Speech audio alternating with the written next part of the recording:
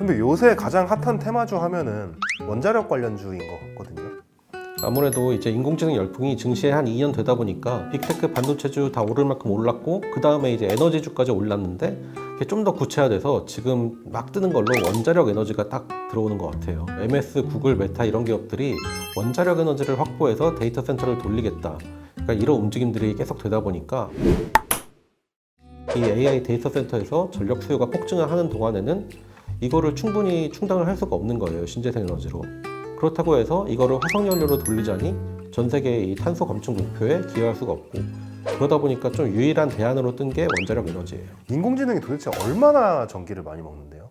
이 미국 에너지부에서 추산한 게 있는데 이게 AI 데이터 센터에서 사용하는 전력만 놓고 볼 게 아니라 공급망 측면의 여러 면까지 고려를 하면은 아무래도 원자력은 이제 데이터 센터 쪽에서 여러 가지로 의존이 높은 에너지원이 되지 않을까. 소형 모듈 원전 그 얘기도 많이 나오잖아요. 데이터 센터에 직접 원전을 건설해서 자체적으로 발전을 추진할 수 있다는 측면에서 미래 기술로 좀 각광을 많이 받고 있어요. 데이터 센터 같은 경우들은 아무래도 전력을 멀리서 끌어오는 것보다 가까운 데서 가져오는 게 유리하니까. 근데 그 장점이라는 게 결국 환경과 관련 있는 장점은 아닌 거네요. 그렇죠. 에너지 수급 측면의 장점이죠. 데이터 센터 짓는다는 AI 기업들이 가장 뭐 환경 생각하는 척 많이 했던 놈들이잖아요. 맞아요. 그래서 이 기업들이 슬슬 조금씩 자기들의 탄소 감축 목표를 뭐 미루거나 말을 바꾸거나 이런 꼼수들을 쓰면서 원자력 에너지를 활용해서 대체를 하겠다 이런 움직임들을 보이고 있어요. 일본, 유럽 전부 다 탈원전 얘기만 했었잖아요. 아무래도 2011년에 후쿠시마 사태가 딱 터지면서 다 이제 탈원전의 속도를 내고서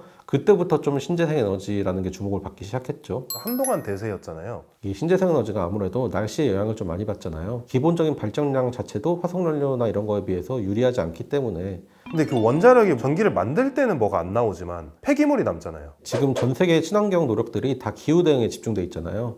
그래서 아무래도 탄소, 온실가스 이런 거 배출을 줄인다는 측면에서는 원자력 에너지가 유리한 점이 화석연료보다는 분명히 많아요. 그런데 원자력 에너지가 과연 친환경이라고 할 수 있는가? 친환경의 범위를 어디까지 봐야 되나라는 거에서 논란이 좀 있는데 친환경 단체들에서는 주로 원자력 에너지를 친환경 에너지로 인정하지는 않는 분위기예요. 선배 계속 지금 나쁘다는 쪽으로 몰고 가는 것 같은데 약간 좀 정치 성향. 이게 정제 성향이 아니라 제가 강조하고 싶은 게 애플은 원자력 에너지 의존하지 않고 직접 수급을 하겠다 이런 멋진 모습을 보이고 있어요. 결국 애플바였던 거예요. 통쾌하지 않아요? 근데 애플은 그럼 어떤 친환경 에너지를 쓰는 거예요? 애플은 태양광 발전소를 자기들이 직접 지어서 자기들이 쓰는 뭐 데이터 센터라든가 이런 데 활용을 하겠다. 그런데 이것도 사실 이면을 살펴보면은 애플은 AI를 이 아이폰 같은 기기 자체에서 돌리는 걸로 하고 있잖아요. 그러다 보니까 태양광으로 어느 정도 된다 이거군요. 그렇죠. 이게 뭐 친환경을 생각해서 그렇게 한 건지 아니면 그렇게 투자를 하기 싫어서 이렇게 한 건지는 사실 잘 모르겠지만 다른 대안이 만들어지지 않는 이상은 원자력에 어느 정도 의존을 할 수밖에 없지 않을까 싶어요.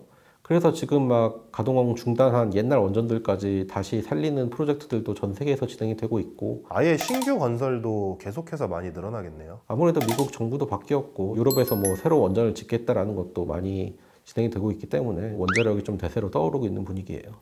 그러면 선배는 탈원전 정책에 대해서는 어떻게 생각하시는 거예요? 일단 전 개인적으로 과거 정부들의 다 조금씩 실책이 있었다고 보는 게 2011년에 후쿠시마 사태가 딱 터진 다음에 전 세계가 이제 탈원전 붐이 불었잖아요.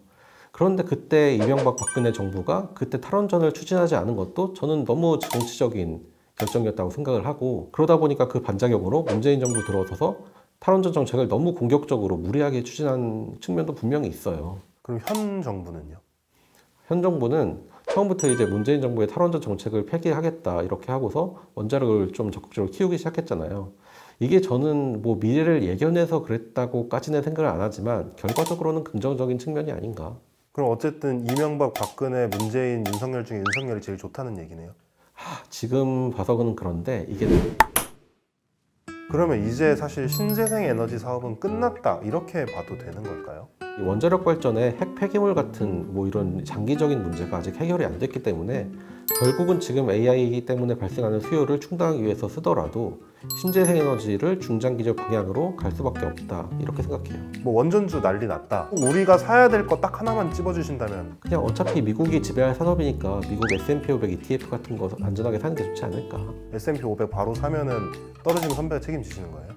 지금은 원자력이고 AI고 이런 거에 투자할 때가 아니에요. 트럼프에 투자해야지. 테슬라? 트럼프. 트럼프에 뭘 어떻게 투자해요? 미국 그 자체 아 그러니까 S&P S&P 500 500 사라는 거예요? 다우